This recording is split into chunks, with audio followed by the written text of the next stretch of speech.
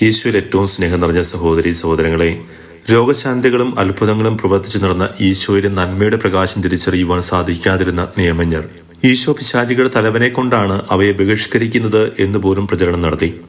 പരിശുദ്ധാത്മാവിനാൽ നിറയപ്പെട്ട ഒരു വ്യക്തിക്ക് മാത്രമേ ഈശോ പ്രവർത്തിച്ചതുപോലെ പ്രവർത്തിക്കാൻ കഴിയുകയുള്ളൂ എന്ന തിരിച്ചറിവ് അവർക്ക് ഇല്ലാതെ പോയതാണ് ഇതിന് കാരണം.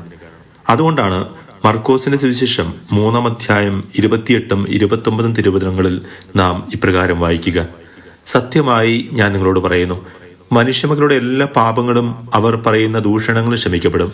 എന്നാൽ പരിശുദ്ധാത്മാവിനെതിരായി ദൂഷണം പറയുന്നവന് ഒരു കാലത്തും പാപത്തിൽ നിന്ന് മോചനമില്ല.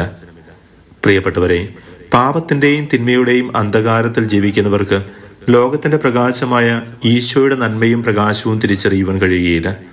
നമ്മൾ ആത്മീയ നിറവുള്ളവർ ആണെങ്കിൽ മാത്രമേ മറ്റുള്ളവരുടെ നന്മ തിരിച്ചറിയുന്നതിനും അംഗീകരിക്കുന്നതിനും നന്മയുടെ നിറവും അഭിഷേകവും ഉള്ളവരായി ജീവിക്കുന്നതിനും നമുക്ക് സാധിക്കൂ. അതിനാൽ പരിശുദ്ധാത്മാവിനെ നമുക്ക് കൂട്ടുപിടിക്കാം.